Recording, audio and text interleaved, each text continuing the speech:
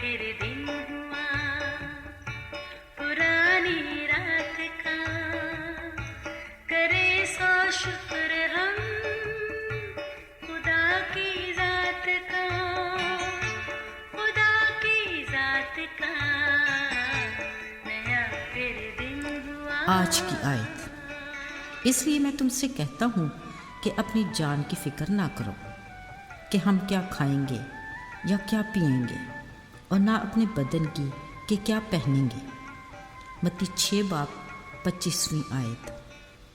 عزیزو، کائنات خداوندی میں سب سے زیادہ با اختیار بنی نوع انسان ہے، جس کو خالق نے خود اپنے ہاتھوں سے تخلیق کیا، اپنی صورت و شبیہ پر بنایا، اس میں اپنا دم پھونک کر مٹی کے پتلے کو زندگی بخشی، پھر اسے ہر چیز پر اختیار بھی بخشا۔ پر اگر غور کریں تو آج انسان ہی سب سے زیادہ مجبور اور لاچار ہے، فکروں پریشانیوں میں گھرا، مشکلات میں پڑا ہوا۔ یہ لالچ اور نافرمانی کے باعث اس گناہ کا نتیجہ ہے جو باغ عدن میں آدم و حوا سے سرزد ہوا۔ گناہ میں پڑنے سے پہلے انہیں باغ کا ہر پھل اور سبزی کھانے کی آزادی تھی، اور پھر نیک و بد کی پہچان سے پہلے انہیں لباس کی بھی ضرورت نہ تھی۔ کلام میں لکھا ہے، وہ ننگے تھے اور شرماتے نہ تھے۔ عزیزو، اس میں ابہام نہیں کہ خوراک اور لباس انسان کی بنیادی ضروریات ہیں، ان کو پانے کے لیے انسان کچھ بھی کر سکتا ہے۔ وہ ازلی دشمن ابلیس انسان کی ان تمام کمزوریوں سے بخوبی واقف ہے، اس لیے اس کا پہلا وار بھی یہی ہوتا ہے۔ آج بھی انسان کی صبح سویرے آنکھ کھلتے ہی پہلی فکر کھانے پینے ہی کی ہوتی ہے، اور یہی فکر اسے گھر کے آرام سے نکال کر باہر لے جاتی ہے۔ اگر اعتدال پسند طبیعت ہے تو صبر شکر، پر اگر نیت میں فطور ہو تو پھر نہ جانے کیا ڈھونگ رچانے اور پاپڑ بیلنے پڑتے ہیں۔ انسان کی ایک اور بڑی فکر اس کا لباس ہے۔ یقیناً لباس بھی ہماری اہم ضرورت ہے، مگر اکثر اوقات یہی لباس سوسائٹی میں ہماری انا اور عزت کا مسئلہ بن جاتا ہے، جس کو حل کرتے ہم انسانیت کی کئی حدود کو پار کر جاتے ہیں۔ یوں خدا کی دی ہوئی زندگی کا بڑا حصہ خود کو معزز اور صاحب حیثیت منوانے کی فکروں کی نظر ہو جاتا ہے۔ ایسے حالات میں خدا کا کلام فرماتا ہے کہ خوراک اور لباس کی فکر میں غیر قومیں رہتی ہیں۔ سوچنے کی بات یہ ہے کہ اگر ہمارے حالات کچھ ایسے ہی ہیں، مطلب ہم ابھی بھی اپنے خدا کی محبت کو سمجھ نہیں سکے، اس کے اکلوتے بیٹے یسوع کے کفارے اور نجات کے تحفے کو بھی جان نہیں پائے۔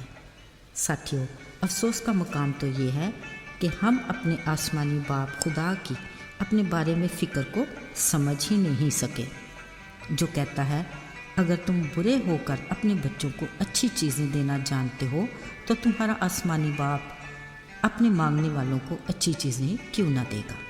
خیر، ہم تو روٹی پانی کے معاملے صرف اپنے پیٹ تک ہی فکر رکھتے ہیں، مگر یسوع مسیح نے اپنی زمینی زندگی میں 40 دن رات فاقے کے بعد ابلیس کے ہاتھوں آزمائے جانے کے موقع پر کہا، آدمی صرف روٹی ہی سے جیتا نہ رہے گا، بلکہ ہر اس بات سے جو خدا کے منہ سے نکلتی ہے۔ عزیزو، یہی وہ الفاظ ہیں جو ہماری جسمانی اور روحانی بھوک پیاس کی فکروں کو دور کر سکتے ہیں، یعنی یہ کہ پہلے تم اس کی بادشاہی اور راست بازی کی تلاش کرو تو یہ سب چیزیں بھی تم کو مل جائیں گی۔ شاید ہم اپنے عیش و آرام کی دنیاوی اشیاء کی تلاش میں اس قدر مصروف ہیں، جس کی وجہ سے ہم اپنے آسمانی باپ کی شیرین آواز کو سن نہیں پاتے۔ اگر ایسا ہی ہے تو پھر ہمیں اپنی زندگی کے رنگ ڈھنگ بدلنے کی ضرورت ہے۔ خدا کے کلام کی روشنی میں ایک بار پھر اپنے راستوں کی چھان بین کریں تاکہ ہمیں اپنے منزل کے بارے میں تسلی ہو۔ عزیزو، ذرا سوچئے اس امیر آدمی کے بارے میں جو ارغوانی اور مہین کپڑے پہنتا، ہر روز خوشی مناتا اور شان و شوکت سے رہتا، اور ایک وہ بیمار لاچار ناسوروں سے بھرا غریب لازر جو نہ جانے کب سے اس امیر آدمی کے دروازے پر پڑا تھا۔ خدا نے اس امیر آدمی کو موقع بھی دیا کہ وہ کچھ اس غریب کے ساتھ نیکی کر سکے، مگر افسوس وہ ناکام رہا۔ عزیزو، غریب لازر کی بس اتنی ہی آرزو تھی کہ امیر آدمی کی میز سے گرے روٹی کے چند ٹکڑے ہی مل جائیں، مگر شاید اس کی نوبت بھی کم ہی آتی ہوگی۔ اب اس دردناک کہانی کا انجام دیکھیے کہ کیا ہوا۔